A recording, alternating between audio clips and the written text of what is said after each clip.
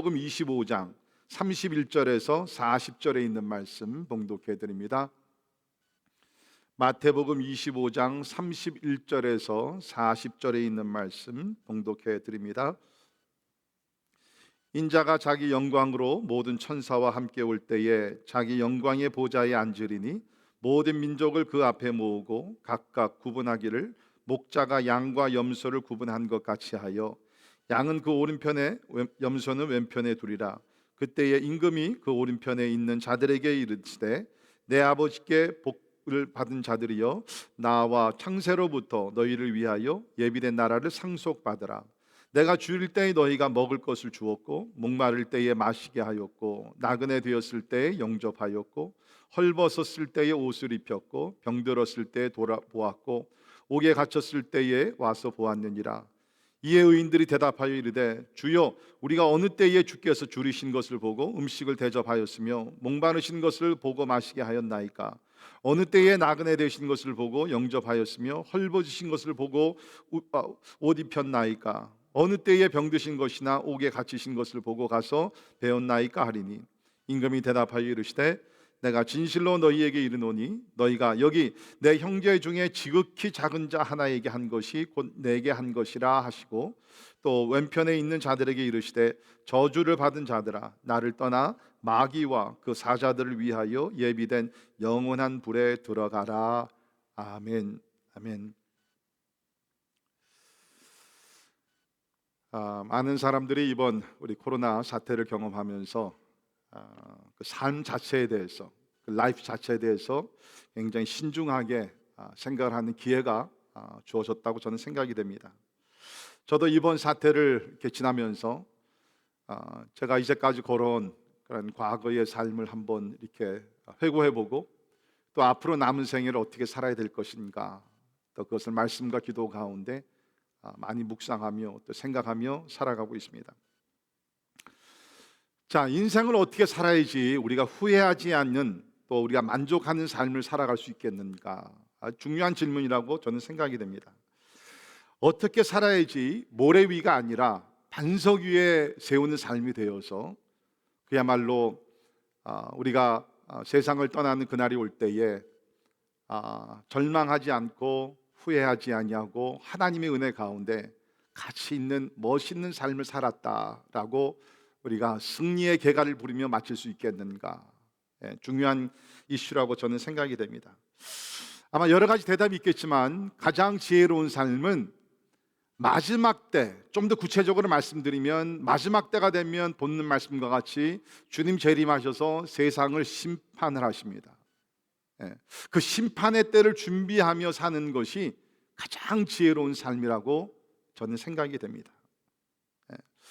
여러분, 그날이 오게 되면, 그날은 반드시 오게 됩니다. 여러분께서 하나님 앞에 섰을 때에 참 잘했다 칭찬을 받을 수 있겠는가, 아니면 하나님께 책망을 받을 것인가, 그 심판의 날을 우리가 의식하면서 준비하며 산다 그러면 아마 성공적인, 하나님이 기뻐하시는, 또 하나님이 인정하시는 삶을 살게 되리라고 믿습니다. 본문 말씀의 배경은 예수님께서 공생애를 마치시면서 이제 마지막 설교를 하신 내용이 기록되어 있습니다. 우리가 이것을 감람산 설교 아니면은 감람산 강화라고 얘기를 하고 있는데요. 24장 1절부터 25장 46절까지 있는 말씀을, 이것을 우리가 감람산 우리가 설교라고 이야기를 합니다. 특별히 오늘 본문 말씀은 그 마지막 설교 가운데 마지막 부분이 되는, 그러니까 마지막 중에 마지막 설교니까 상당히 중요한 내용이겠죠. 그 말씀을 예수님께서 오늘 하신 것이 기록이 되어 있습니다. 자, 우리가 첫 번째 여기서 알 수 있는 것은 심판날의 사실이라는 것입니다. The reality of the last day judgment. 오늘날 사람들은 마지막 날도 믿지 않고 마지막 날의 심판 같은 것을 믿지 않습니다. 그러나 우리가 성경을 보게 되면 전체에서 어떻게 보면 가르치는 것이 뭡니까? 마지막 날에는 심판이 있을 것이다. 마지막 날에는 심판이 있을 것이다. 자, 예수님께서 재림하시면 그날이 바로 심판의 날이 되게 됩니다. 자, 그런데 이제 심판자로 오시는 예수님의 모습은 초림하셨던 예수님과는 다릅니다. 우리 31절에 보면 인자가 자기 영광으로, 그런 말이 나오게 되는데요. 처음에 오셨을 때는 as a son of God, 인자로서 이 땅에 어떻게 보면 굉장히 연약한 모습으로 말구이에 태어나셨고 나사렛 사람으로 자라셨고 볼품이 없으셨고 그러한 모습으로 예수님께서 공생애를 사셨죠. 그런데 이제 예수님 재림하시게 되면 그날에는 영광스러운 모습으로 오신다라고 얘기를 하고 있습니다. 영광으로, 그렇죠? 모든 천사와 함께 오신다라고 얘기를 하고 있습니다. 천사장의 나팔 소리와 함께 예수님 재림하시면서 수많은 천군 천사들이 예수와 함께 재림하시게 되어서 그 다음에 뭡니까? 영광의 보좌에 앉으신다. 이제는 주님께서 심판장 임금으로 이 땅에 오셔가지고서 영광의 보좌에 앉아서 세상을 심판하시게 된다라고 여기서 이야기를 하고 있습니다. 자, 이제 그 주님께서 재림하시게 되면 32절에 모든 민족을 그 앞에 모으신다. 모든 민족, every nation, every tribe, every tongue and every language. 이 세상에 있는 모든 사람들, 믿는 자들과 믿지 아니하는 사람들이 임금으로 오시는, 왕으로 오시는 주님 앞에 나아가게 된다는 것입니다. 우리 빌립보서 2장을 보게 되면 그때에는 모든 입술이 예수님을 향해 그리스도라고 고백하게 된다는, 믿건 믿지 아니하건 지금 믿는 사람들만 예수님을 향해서 예수는 그리스도십니다, Jesus is the Lord 우리가 선포하지만 그날이 오게 되면 믿지 아니하는 사람들도 예수 그리스도 앞에 나가서 예수님은 주가 되십니다, 그리스도가 되십니다 라고 고백하게 된다는 것입니다. 자, 그때에 여기 어떤 사건이 일어납니까? 예수님께서 왕으로 임재하시게 되면서 심판을 하십니다. 근데 어떤 심판입니까? 사람을 가르시는 심판이라는 겁니다. 자, 보십시오. 32절에 목자가 예수 그리스도께서 양과 염소를 구분하신다라고 얘기합니다. 양과 염소를 구분하는 그날이 오게 된다는 것이죠. 여기서 얘기하는 양은 무엇입니까? 예수 그리스도를 신실하게 잘 믿던 사람들, 예수님을 주로 고백할 뿐만 아니라 그 말씀대로 순종하며 살았던 의로운 사람들을 놓고 이야기를 하게 됩니다. 이런 사람들은 예수님의 오른편에, 예수님의 영광을 상징하는 그 오른편에 앉게 되고, 그 다음에 뭡니까? 염소들, 이거는 믿지 않는 사람들, 또 믿었다고 생각되지만은 말씀대로 살아가지 아니하였던 그런 사람들을 놓고 얘기를 하게 됩니다. 염소는 왼편에 앉게 된다라고 얘기를 하고 있습니다. 이것이 주님께서 마지막 날 하실 하나님의 심판이라는 것입니다. 그러니까 신자들과 비신자들, 하나님께서 가르시겠다는 것이죠. 물론 우리가 이 땅에 사는 동안에 예수를 믿으면은 구원받고 구원의 확신을 가질 수가 있습니다. 그래서 우리가 요한복음 1장 12절에 보면 영접하는 자 그 이름을 믿는 자들에게는 하나님의 자녀가 되는 권세를 주셨나니, 과거형입니다. 그런데 예수를 믿게 되면 하나님의 자녀가 되는 것이 분명합니다. 자, 그런데 보게 되면 내가 예수를 믿었다고 생각은 하지만 그러나 우리의 삶에 전혀 변화가 없으면 우리는 그 구원에 대해서 다시 한번 의심을 해봐야 된다는 것입니다. 우리 예수님께서 마태복음 7장 22절 산상설교 마지막 부분에 이런 말씀을 하셨죠. 그날에 많은 사람이 나더러 이르되 주여 주여 우리가 주의 이름으로 선지자 노릇하며 주의 이름으로 귀신을 쫓아내며 주의 이름으로 많은 권능을 행하지 아니하였나이까 하리니 그때에 내가 그들에게 밝히 말하되 내가 너희를 도무지 알지 못하니 불법을 행하는 자들아 내게서 떠나가라 하리라. 주님께서 말씀하셨어요. 우리가 구원의 확신을 이 세상에 가질 수 있습니다, 말씀을 통해서. 그러나 내가 구원을 받았다고 생각하는데 나의 삶에 변화가 전혀 없이, 예수를 믿을 때나 예수 믿고 나서의 삶이 전혀 변화가 없이 계속해서 불법을 행하며 살게 되면 여기 나오는 양과 염소의 그룹에서 그런 사람들은 염소 그룹에 들어가서 영원한 심판을 받게 된다라는 말씀을 오늘 주님께서 우리에게 하고 계시다는, 분명한 사실은 예수님 재림하시면 심판을 하십니다. 양과 염소를 가르신다라고 얘기합니다. 자, 그러면 심판의 기준이 무엇인가? 심판의 기준이 무엇인가?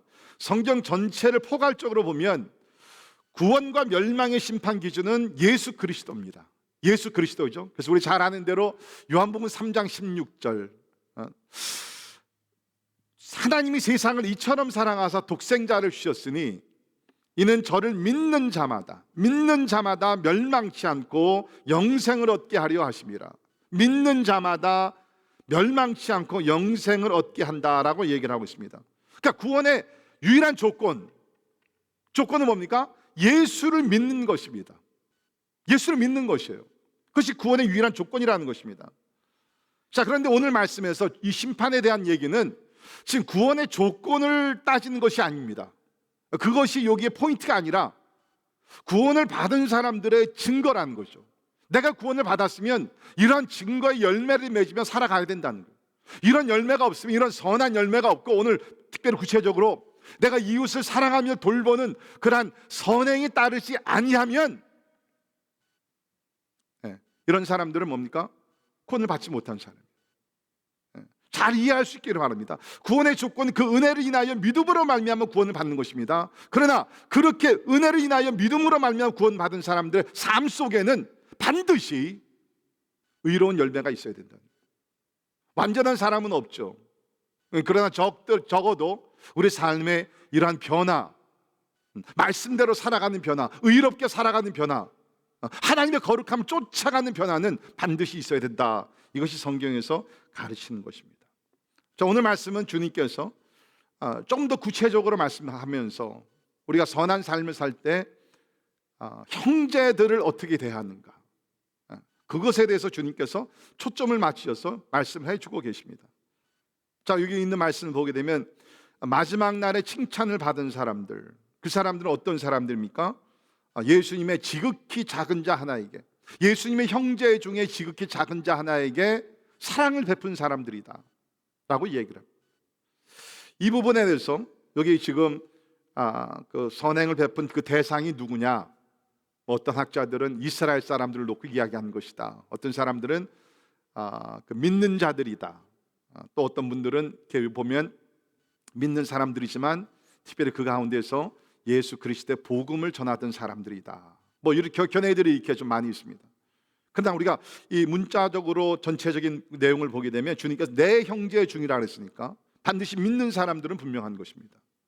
그러나 우리가 전체에 우리가 마태복음이나 이 모든 것을, 또 이게 이제 저들이 굶주렸고 옥에 갇히고 이런 것을 봤을 때는 아마 복음을 전하다가 편랑한 핍박을 받아서 어려움을 당했던 그 믿음의 형제들을 놓고 이야기한다고 저는 생각이 됩니다. 그러나 우리가 오늘 본문 말씀을 좀 더 폭넓게 적용시켜 가면서 우리가 먼저는 믿는 형제들을 찾아가면서 사랑을 베풀어야 되는 거 분명합니다. 그러나 동시에 성경 전체에서는 가난하고 힘들고 고통당한 자들을 돌아봐라, 사랑을 베풀라라고 말씀하고 있다는 것입니다. 자, 그렇기 때문에 오늘 심판의 기준은 우리가 이렇게 믿음의 형제들, 또 더욱더 나아가서 가난하고 힘들고 어려운 사람들을 대했는가, 그것이 우리가 예수 그리스도 안에서 확실한 믿음으로 살아가는 믿음의 증거가 된다는 것입니다. 믿음의 증거가 된다는 것입니다. 저는 오늘 특별히 이 말씀을 중심으로 해서 여기에 나오는 칭찬을 들었던 이 의인들, 이 사람들이 어떻게 사랑을 했기에, 어떻게 이웃들을 이렇게 배려했기에 예수님으로부터 칭찬을 듣고 상급을 받게 되었는가, 이들의 사랑의 행위에 대해서 살펴보기를 원합니다. 첫 번째, 여기 나오는 참신자들은 주님의 형제들이 어려웠을 때 돌아봤다는 것입니다. 어려웠을 때 돌아봤습니다. 35절, 내가 줄일 때에 너희가 먹을 것을 주었고 목마를 때에 마시게 하였고 나그네 되었을 때 영접하였고 헐벗었을 때 옷 입혔고 병들었을 때 돌아보았고 옥에 갇혔을 때 와서 보았느니라. 어려웠을 때, 병들었을 때, 옥에 갇혔을 때, 그렇죠? 가난해졌을 때 찾아와서 먹을 것을 주었고 마실 것을 주었고 옷을 입혀 주었고 위로를 했다고 여기서 이야기를 하고 있습니다. 어려웠을 때. 거듭 말씀드립니다. 우리 선행으로 구원받지는 못합니다. 구제함으로 우리가 천국 가는 것은 절대로 아닙니다. 그러나 살아있는 신앙을 가진 사람들은 이 어려운 자들을 반드시 돌아보게 돼 있다는 것입니다. 사랑하는 성도 여러분, 우리는 지금 미국이라는 나라, 전 세계에서 가장 그 부자 나라죠. 또 가장 뭐랄까 많은 것을 누리는 나라에 살고 있지만 이런 나라도 우리가 주변을 보게 되면 노숙자들 주변에 상당히 많이 있습니다. 요새 여러분, 코로나 팬데믹으로 인해서 진짜 끼니를 이어가기가 어려워서 이렇게 푸드뱅크나 이런 데 와가지고서 음식을 타가는, 그 힘들고 어렵게 살아가는 우리 이웃들을 주변에 많이 보게 됩니다. 우리 또 요양원이나 양로원이나 이런 곳에 계신 우리 노인들, 참 어떤 사람들은 몇 년이 가더라도 식구 한 사람도 찾아오지 않는다고 그럽니다. 우리도 병원에 입원하신 분들, 또 여러 가지로 어려움을 당하신 분들이 많이 있습니다. 또 우리가 전 세계를 바라보게 되면 그야말로 예수 그리스도의 복음을 전하다가 환난과 핍박을 받으면서 진짜 이름도 없이 빛도 없이 많은 고난 가운데 하나님만 의지하며 살아가는 우리 선교사님들도 꽤 많이 있는 것을 우리는 보게 됩니다. 자, 우리는 이렇게 오늘 말씀을 보게 되면서 참 어려운 사람들을 얼마나 우리는 돌아보면서 살아가고 있는가, 그것을 한번 질문해 볼 필요가 있다는 것입니다. 우리 성경 전체를 보게 되면 하나님께서는 가난한 자들을 불쌍히 여기십니다. 또 하나님께서는 하나님이 믿는 사람들의 손길을 통해서 가난하고 힘들고 어려운 사람들에게 위로해 주시기를 하나님께서 원하신다는 것입니다. 우리 신명기 15장 7절 8절에 보면 이런 말씀이 있는데요. 신명기 15장 7절 8절에 내 하나님 여호와께서 내게 주신 땅 어느 성읍에서든지 가난한 형제가 너와 함께 거주하거든 그 가난한 형제에게 내 마음을 완악하게 하지 말며 내 손을 움켜쥐지 말고 반드시 내 손을 그에게 펴서 그에게 필요한 대로 쓸 것을 넉넉히 구워주라라고 얘기하고 있습니다. 가난한 형제에게 그 마음을 완악하게 하지 말라. 우리 며칠 전에 우리 새벽 예배에서 주신 말씀이 이렇게 가난하고 힘들고 어려운 또 사고를 당한 사람을 보면 못 본 채 하지 말라. 못 본 채 하지 말라는 거예요. 오늘 비슷한 말씀이 여기 나와 있습니다. 그런 형제를 보게 되면 마음을 완악하게 하지 말고 내 손을 움켜쥐지 말고 반드시 손을 그에게서 펴서 그에게 필요한 대로 쓸 것을 어떻게 주라? 넉넉히 구워주라라고 얘기를 하고 있습니다. 넉넉히 구워주라. 여러분 우리 한국말에 이런 얘기했죠. 뭐 돈 벌어 남 주나. 여러분 성경에서는 뭐예요? 돈 벌어 남을 주기 위해서 돈을 벌라는 거예요. 넉넉히 구워주라는 것입니다. 혹시 하나님께서 여러분에게 지혜 주시고 좋은 배경 주시고 좋은 직장 사업을 주셔서 돈을 많이 버셨습니까? 그 이유를 아셔야 됩니다. 하나님께서 여러분 한 사람이 부자로서 호화를 누리며 살라고 한 것이 아니라 가난한 자를 돕기 위해서 하나님께서 축복의 통로로 사용하시기 위해서 여러분에게 많은 물질의 축복을 주신 것을 깨달을 수 있기를 주의 이름으로 축원합니다. 이게 하나님이 원하십니다. 우리가 살고 있는 이 세상에는요 가난한 사람들은 항상 있을 것입니다. 어떻게 보면 하나님께서 우리에게 이런 사랑을 실천하게 하기 위해서 이러한 가난한 사람들도 하나님께서 허락하셨는지 모르겠습니다. 아무튼 여기 나오는 참 신자는 누굽니까? 이웃이 어려웠을 때에 저들을 찾아가서 영어로 얘기하면 one extra mile, 조금 더 가서 저들의 필요를 채워주고 위로하고 돌봤던 사람들이란. 자, 두 번째, 참 신자는 순수한 마음으로 어려운 자들을 돌아보았습니다. 순수한 마음으로 어려운 자들을 돌아보았다. 우리 37절부터 39절을 보면 이에 의인들이 대답하여 이르되 주여 우리가 어느 때에 주께서 줄이신 것을 보고 음식을 대접하였으며 목마르신 것을 보고 마시게 하나이까? 어느 때에 나그네 되신 것을 영접하였으며 헐벗은 것을 보고 옷 입혔나이까? 어느 때에 병드신 것이나 옥에 갇히신 것을 보고서 배웠나이까 하리니. 뭡니까? 어느 때에. 여기 나오는 선한 사람들은 선한 일을 했지만은 자기가 한 것 기억조차 하지 못했다는 거예요. 어느 때에 무의식 중에 이러한 사랑의 행실을 베풀었다는 것입니다. 그런가 하면 성경에 나오는 바리새인들과 같은 사람들은 나팔을 불면서 이렇게 선한 일을 했죠. 구제를 많이 했습니다. 그러나 그들은 구제할 때만 나팔을 불어서 많은 사람들을 끌어 모아서 오늘날로 얘기하면 기자들을 불러가지고 사진을 찰칵찰칵 다 찍으면서 이걸 기사화 시켜가지고서 막 세상에 다 알리면서 선한 일을 했다는 것이죠. 근데 여기 나오는 의인들은 뭡니까? 무의식 중에 어느 때에 자기가 이런 착한 일을 했는지 기억조차 못할 정도로 그렇게 순수한 마음으로 어려운 자들을 돌아보았다는 것입니다. 우리 예수님께서 마태복음 6장 3절에서 4절에서 무엇이라고 말씀하셨습니까? 너는 구제할 때에 오른손이 하는 것을 왼손이 모르게 하여 내 구제함을 은밀하게 하라. 은밀한 중에 보시는 너의 아버지께서 갚으시리라. 오른손이 하는 것은 왼손이 모르게. 여러분 어떻게 우리가 한 몸을 가졌는데 오른손이 하는 것을 왼손이 모르겠어요? 포인트는 뭡니까? 자기를 나타내지 말고 자랑하지 말고 은밀한 가운데 사람들에게 알리기 위해 사랑을 베푸는 것이 아니라 이건 진짜 하나님의 사랑, 또 이웃의 사랑, 그 사랑하는 마음이 넘치기 때문에 순수한 마음에서 이웃을 사랑하고 섬기라라고 여기서 이야기를 하고 있습니다. 그럴 때에 은밀한 중에 보시는 너희 아버지께서 갚으시리라. 우리가 사람들은 모른다 할지라도 하나님은 다 보고 계십니다. 우리 성경에 보면 참 우리가 예수님의 이름으로 이 물컵, cup of water, 그러니까 물컵 하나를 우리가 물을 따라서 참으로 주의 사랑으로 대접할 때 주님께서 그것까지도 기억하시고 상급을 주신다라고 얘기합니다. 사랑하는 성도 여러분, 아무도 보지 않는 가운데서 은밀한 가운데 선한 일을 행하는 여러분들이 되기를 주의 이름으로 축원합니다. 그러면 그 선한 일이 사라지는 것이 아니라 은밀한 가운데 모든 것을 하나님께서 갚아 주실 줄을 믿습니다.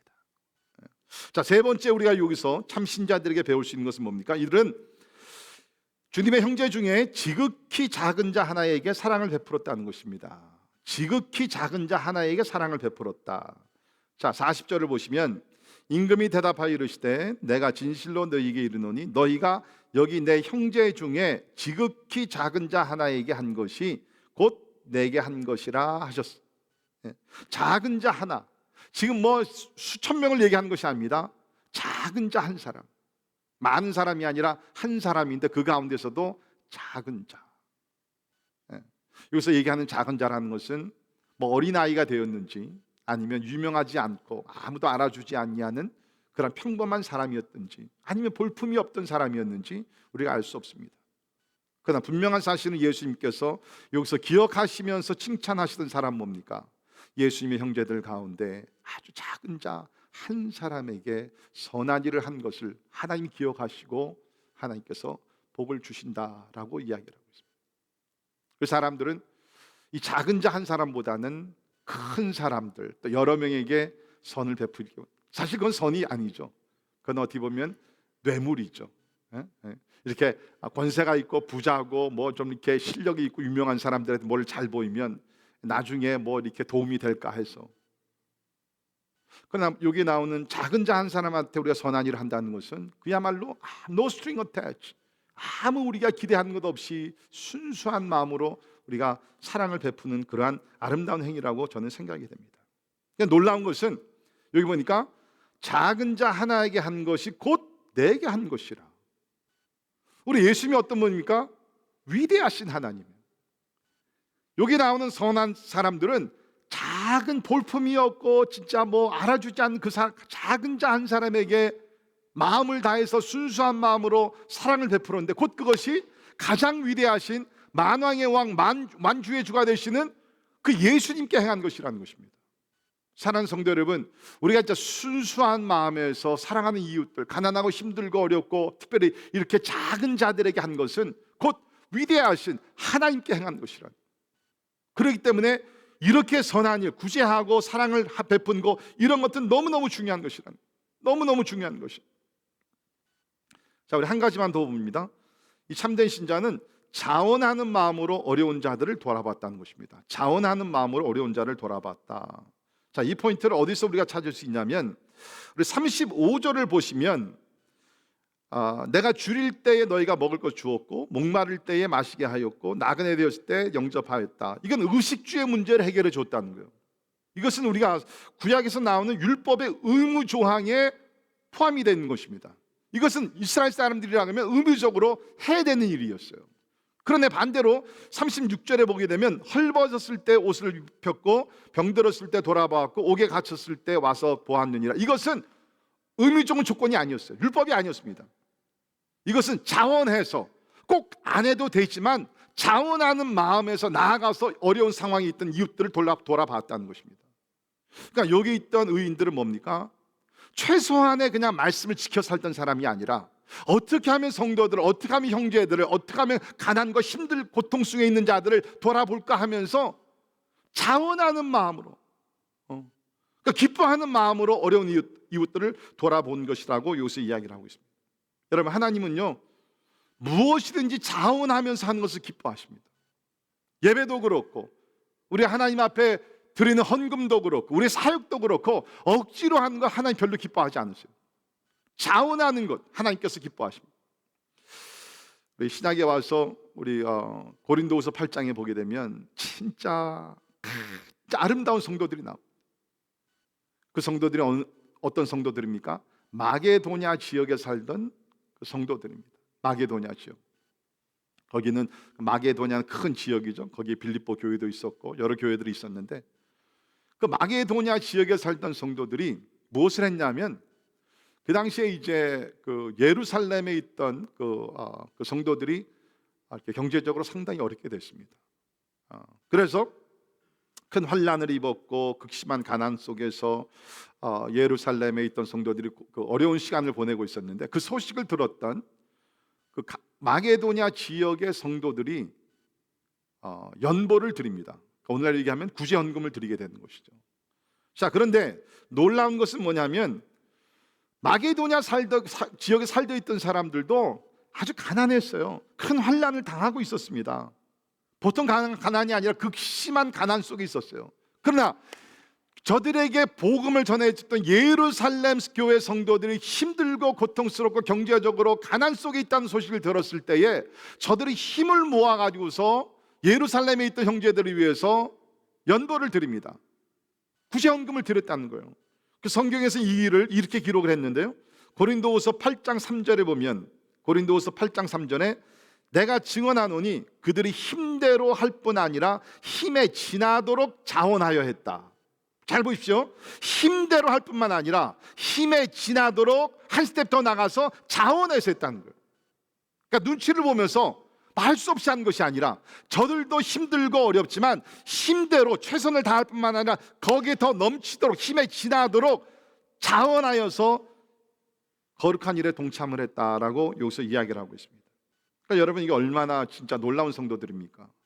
우리는 뭐 하나님 앞에 드릴 때도 뭐 어떤 경우에는 이렇게 계산을 해보고 그냥 최소한으로 얼마 하고 나에게는 될 수 있으면은 뭐 크게 데미지가 가지 않는 그 범위 내에서 우리가 뭐 드릴 때가 많이 있지는 않습니까? 근데 여기 마게도냐 성도들은 그것이 아니라 어떻게 하면 예루살렘 교회 성도들을 위해서 참 힘을 다하고 더 힘을 내 가지고서 자원해서 드렸다는 것이, 사도 바울의 마음이 너무 기뻤어요. 그래서 이 고린도후서 편지를 쓰게 되면서 고린도 교회에 있던 성도들에게 너희들도 이 일을 동참하면 좋겠다, 그래서 권면을 하게 되죠. 그러면서 거기 고린도후서 9장 7절에 보면 이렇게 고린도 교회 교인들에게 이 일에 동참하라고 격려하면서 이러한 말씀을 기록했습니다. 각각 그 마음에 정한 대로 할 것이요 인색함으로나 억지로 하지 말지니 하나님은 즐겨내는 자를 사랑하시느니라. 마음에 정한 대로, 인색함으로나 억지로 하지 말고 하나님은 즐겨내는 자를 사랑한다라고 얘기를 하고 있습니다. 그렇습니다. 우리가 하나님 앞에 드릴 때, 또 이웃들을 돌아볼 때 하나님 우리 마음의 중심을 보시죠. 억지로 하는 것인가, 인색함으로 하는 것인가, 아니면 기쁜 마음으로 자원하는 마음으로 하는 것인가. 사도 바울은 바로 그 다음 절에 고린도후서 9장 8절에 이런 약속을 기록을 했습니다.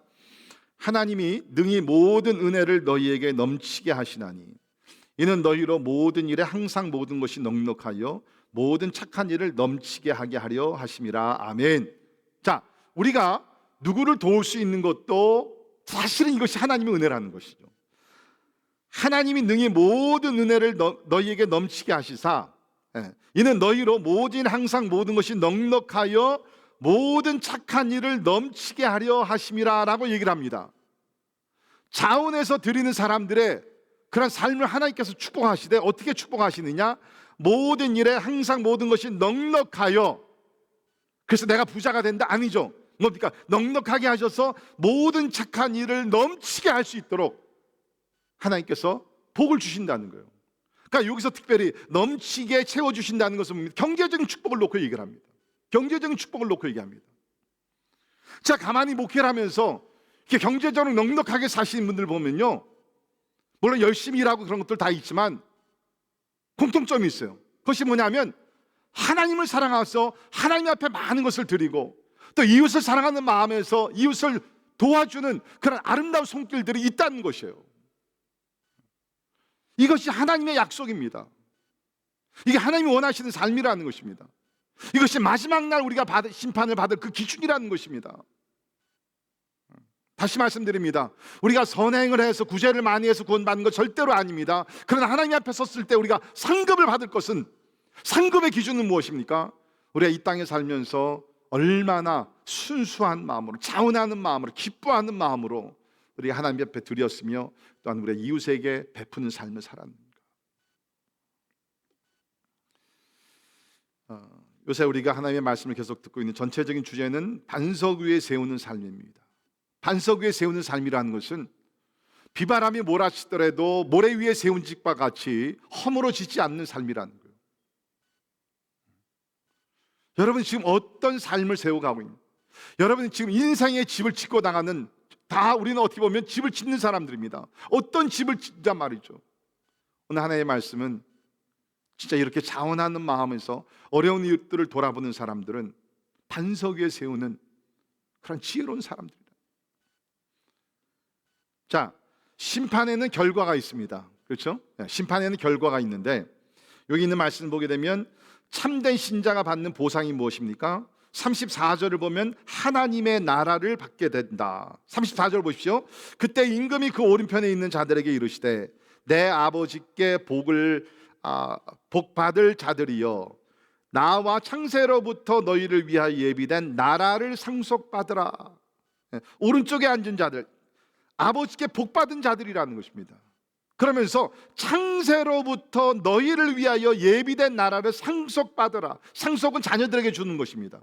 우리가 하나님의 자녀가 되었기 때문에 하나님 아버지로부터 우리가 상속을 받게 되는데 그것이 뭐냐? 하나님의 나라라는 거예요. 그냥 보석 한두 개 그런 차원이 아닙니다. 하나님의 나라를 우리가 상속받게 됐다는 것이죠. 근데 그것이 창세로부터 너희를 위하여 예비된 나라라는 거예요. 여러분, 우리 믿는 사람들이라 그러면 이것이 우리의 꿈이 될 수 있기를 바랍니다. 이것이 우리의 목표가 될 수 있기를 간절히 바랍니다. 믿는 사람들의 꿈과 목표는요, 세상의 부귀영화가 아닙니다. 우리가 궁극적으로 바라는 것은 뭡니까? 하나님의 나라라는, 하나님의 나라, 하나님의 나라를 주님께서 상속자들에게 주신다는 것이에요. 46절에 보면 이런 사람, 의인들은 영생에 들어간다. 영생에 들어간다. 반대로 여기에 거짓 신자들이죠. 거짓 신자들은 누굽니까? 어떤 면에서는 이렇게 주님을 믿는다고 고백도 하고 그랬지만 여기 있는 말씀 41절부터 쭉 밑에 보게 되면 의인들과 반대가 되는 삶을 사는 사람들, 가난한 자를 돌아보지도 않았고 병든 자를 돌아보지도 않고 옥에 갇힌 자들 찾아가 보지도 않고 굶주린 자들 먹이지도 아니하고 자기만 위해 살던 사람들, 그렇죠? 자기만 위해서. 그 가운데 예수님이 계신 것을 알지도 못하고 깨닫지도 못한 사람들, 이런 사람들에게, 이런 사람들이 받을 심판은 뭡니까? 영원한 저주와 지옥불밖에 없다는 것입니다. 41절 보십시오. 왼편에 있는 자들에게 이르시되 저주를 받은 자들아 나를 떠나 마귀와 그 사자들 위하여 예비된 영원한 불에 들어가라. 굉장히 컨트라스트가 되는 것 같아요.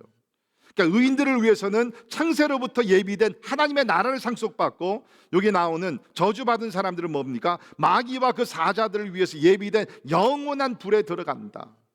그래서 우리 46절에는 영벌이라는 단어가 나옵니다. 영벌, 영원히 벌을 받아서 지옥에서 지내게 된다. 무서운 심판이죠. 오늘 대부분의 사람들은 자기를 위해서, 자기의 쾌락, 자기의 행복, 자기의 웰빙, 자기의 만족하는 삶, 그래서 자기밖에 없어요. 조금 더 우리가 나가서 생각한다 그러면 자기 가족, That's about it. 그냥 나와 우리 가정이 행복하고 그냥 편안하고 그냥 잘 살면은 그것이 인생의 끝인 줄 알아요. 절대로 아닙니다. 오늘 말씀 마지막 날의 심판에 대해서 주신 말씀이에요. 우리가 예수를 믿어 구원받는 것이 분명합니다. 그러나 오늘 말씀을 우리가 비춰볼 때 예수를 제대로 믿는 사람들은 예수를 믿었기 때문에 예수님의 사랑을 가지고 나가서 우리가 주변에 어려운 자들, 병든 자들, 가난한 자들, 목마른 자들 더욱더 나가서 예수 그리스도의 복음을 전하다가 환난과 핍박을 받고 어려움 중에 있는 자들을 돌아보게 된다는 것입니다. 한마디로 말씀드리면 반석 위에 세우는 삶을 살아가는 사람들은 사랑하면서 사랑합니다. 사랑. 돈, 명예가 아닙니다. 사랑입니다. 얼마나 내가 이웃을 진실한 마음으로, 순수한 마음으로, 자원하는 마음으로 사랑하느냐, 그것이 반석 위에 세우는 삶의 비결이 된다. 저는 설교를 마치면서 우리가 잘 아는 하나님의 말씀 한 구절을 읽어드리려고 합니다. 우리 잘 아는 말씀이에요. 우리 고린도전서 13장 사랑장이라고 그러죠. 거기에 나오는 마지막 구절입니다. 그런즉 믿음, 소망, 사랑, 이 세 가지는 항상 있을 것인데 그 중에 제일은 사랑이라. 여러분, 믿음이 얼마나 중요합니까? 소망이 얼마나 중요합니까? 그런데도 오늘 이 사도 바울이 얘기하기를 믿음, 소망, 사랑 세 가지가 항상 있을 것인데 그 중에 제일 가는 것은 사랑이라. 사랑하는 성도 여러분, 마지막 날이 되면 사랑은 점점 식어져 간다고 성경에서 이야기를 하고 있습니다. 우리가 그 모습을 우리가 가정에서, 사회에서, 교회에서도 보게 됩니다. 이럴 때에 하나님이 가장 기뻐하시는 이 사랑의 열매 우리가 다 맺어서 우리가 한평생 살아갈 때에 다른 것에다 목표를 두지 말고 이웃을 사랑하는, 이웃을 돌아본 것에 우리 삶의 목표, 그 표준을 두고 나갈 때에 우리의 삶이 진짜 영원히 변치 않는 하나님의 반석에 세워지는 굳건한 삶이 될 줄을 믿습니다. 기도하겠습니다. 사랑의 하나님, 감사합니다. 하나님께서는 우리를 사랑하셔서 죄로 인하여 죽었던 우리를 구원하시고 참으로 어둠 속에 있는 자들에게 생명의 빛을 주시기 위해서 하나님은 사랑하셔서 독생자 예수 그리스도를 희생하며 보내셨고, 예수께서 우리를 사랑하셔서 십자가에 죽고 또 죽으시고 부활하신 줄을 믿습니다. 하나님, 이제 우리는 이러한 하나님의 놀라운 사랑을 받은 자녀, 하나님의 자녀들이 오니 주 이 땅에 살아갈 때 하나님을 닮아서 하나님이 우리가 이웃을 더 사랑할 수 있도록 하나님이여 도와주시기를 간절히 기도합니다. 이제 예수님 재림하시면 모든 사람들을 다 모아놓고 우리 하나님께서 심판하신다고 오늘 말씀하셨습니다. 신실하게 말씀을 따라 신앙생활 잘하던 사람들은 양과 같이 오른편에서 하나님의 영광을 누리게 될 것이고, 또 겉으로는 믿는 것 같지만은 실제적인 삶을 봤을 때에는 아무 변화가 없는, 하나님의 말씀에 순종하지도 않는 자기밖에 모르는 사람들은 염소와 같이 예수님의 왼편에서 영원한 형벌을 받는다고 오늘 가르쳐 주고 계십니다. 하나님이여, 오늘 이 말씀을 우리 마음에 깊이 새기게 도와주시고 이제 그 심판의 날이 멀지 않아 다가올진데 우리가 예수를 믿어 구원받고 구원받은 자들로서 하나님 참 변화의 열매를 맺으며 하나님을 영화스럽게 살아갈 수 있도록 하나님이여 도와주시옵소서. 존귀하신 예수님 이름으로 간절히 기도하옵나이다. 아멘. 아멘. 우리 다 일어나셔서 우리 같이 결단의 찬양하도록 하겠습니다.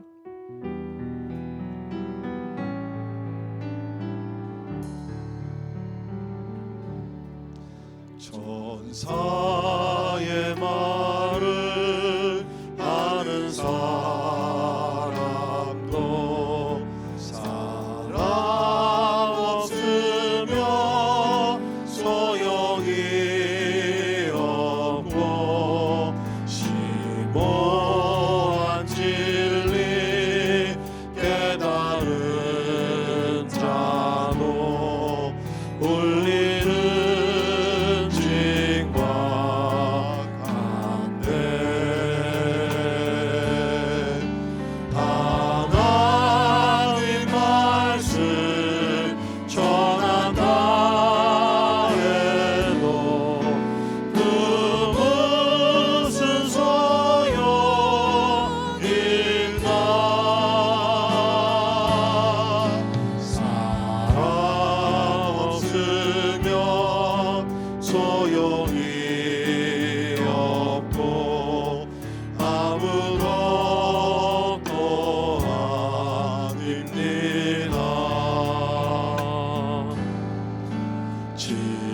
진리를 보고 기뻐합니다. 물의 원사신 품지 않으며 모든 것 믿고 바라는 사람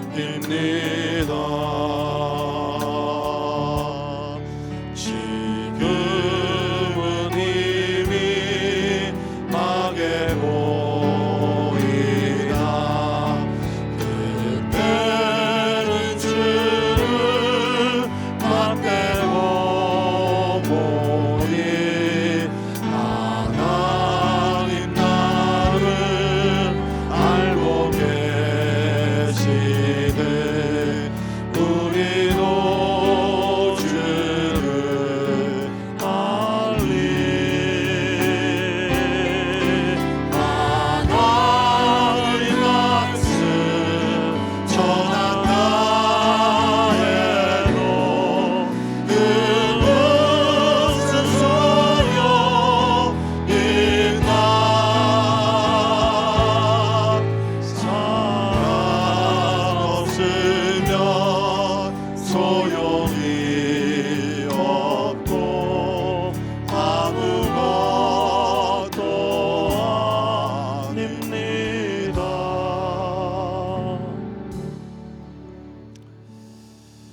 우리 가정들 이렇게 집에 가 보면 이렇게 그 벽에 걸려 있는 것들이 있죠. 뭐 상패들, 메달들, 또 무슨 뭐 그런 accomplishment reward, 어워드 같은 거 이런 것들이 이렇게 쫙 이렇게 붙여 있습니다. 참 좋은 것이죠. 여러분 그거 아십니까? 하나님께 소중한 것은 이 세상에서 나를 위해서, 나의 영광을 위해서, 나를 자랑하기 위해서 얼마나 많은 것을 이루었느냐, 그것들이 아니에요. 그것들은 다 물거품같이 사라져. 하나님이 마지막 날 진짜 카운트한 것은 본문 말씀에 나오는 여기 의인들과 같이 얼마나 순수한 마음에서 자원하는 마음, 기뻐하는 마음으로 어려운 자들을 돌봐주었는가, 고통 중에 있는 자들 위로하였는가, 먹을 것을 주고 마실 것을 주고 옷이 없는 자들에게 옷을 나눠주고 옥에 갇힌 자들을 찾아가서 위로해주고. 사랑보다 중요한 것이 없어요. 여러분 오늘날까지 살아오시면서 사랑의 열매를 얼마나 맺으셨습니까? 사랑의 열매가 있습니까? 그런 근거가, 에비던스가 있습니까? 제가 지금 여러분을 뭐 이렇게 책망하고 그런 게 아니라 진짜 우리 삶을 돌이켜 보자는 거예요. 우리는 이제까지 또 앞으로 어떤 삶을 살아갈 것인지, 무엇에다 우리 인생의 목표를 두고 살아갈 것인지. 우리 시간에 기도할 때 하나님, 저 오늘 말씀을 받으면서 나는 여기 나오는 의인들과 같이 하나님의 나라를 상속받을 수 있는 자격이 있는지 한번 살펴보기를 원합니다. 이제까지 너무나 나 자신만을 위해서, 나의 만족, 나의 행복, 나의 쾌락만을 위해서 살았던 것 같은데 하나님 회개합니다.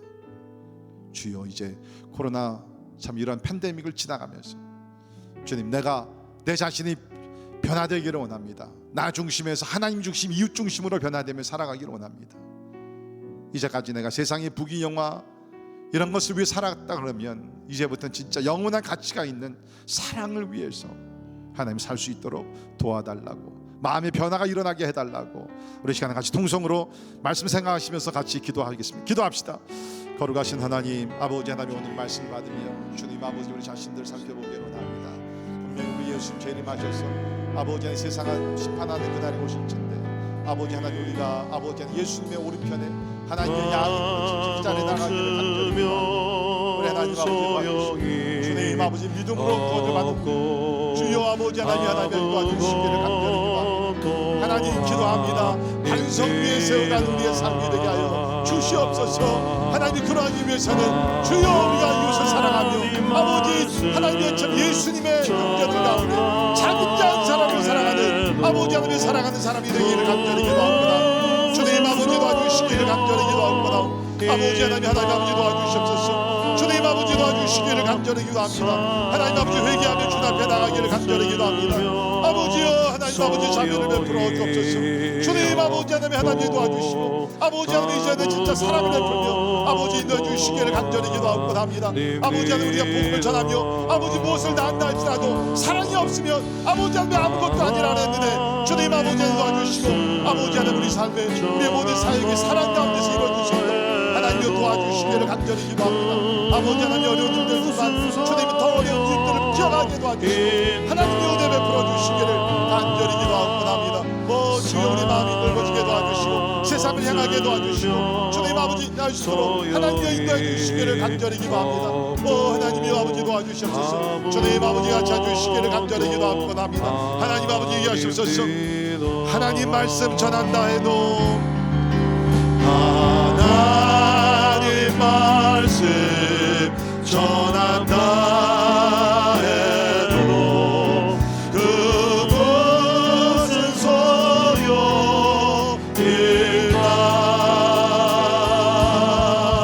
사랑 없으면 소용이 없고 아무것도 아닙니다. 내가 사람의 방언과 천사의 말을 할지라도 사랑이 없으면 소리나는 구리와 울리는 괭과리가 되고 내가 예언하는 능력이 있어 모든 비밀과 모든 지식을 알고 또 산을 옮길 만한 모든 믿음이 있을지라도 사랑이 없으면 내가 아무것도 아니고 내가 내게 있는 모든 것으로 구제하고 또 내 몸을 불살라내 줄지라도 사랑이 없으면 내게 아무 유익이 없느니라. 우리가 모든 선한 일을 한다 할지라도 그 바탕이 그 동기가 사랑이 아니면 아무것도 아니에요. 아무것도 아니에요. Nothing. 여러분 오늘 말씀을 가슴에 깊이 새기면서 이 사랑 위에 우리의 삶을 세워나가되 순수한 깨끗한 사랑 하나님의 사랑을 실천하는 우리 모두가 되기를 간절히 바랍니다. 기도합니다. 하나님 감사합니다. 오늘 우리 참 사랑에 대한 메시지를 들었습니다. 우리 예수님 재림하시는 그날은 곧 심판의 날일진데 점점 그날이 가까이 오는 것을 우리가 느끼고 있습니다. 하나님 예수 잘 믿게 도와주시옵소서. 우리가 그 은혜를 인하여 믿음으로 말미암아 구원받는 것 감사합니다.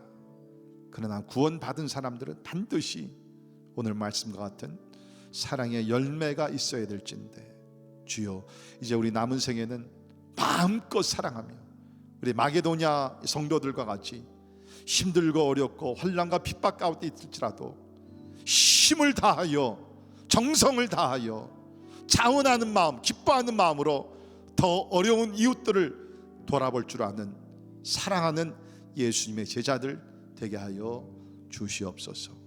지금은 우리 주 예수 그리스도의 은혜와 하나님의 크고 놀라우신 사랑과 성령님의 감화 감동 역사 충만케 하심이 마지막 심판의 날을 잘 준비하여 우리 주님께 칭찬받고 영원한 하나님의 나라를 상속받기를 원하는 우리 사랑하는 모든 성도들 머리 위에 지금부터 영원까지 함께 하시기를 예수님의 이름으로 간절히 축원하옵나이다. 아멘.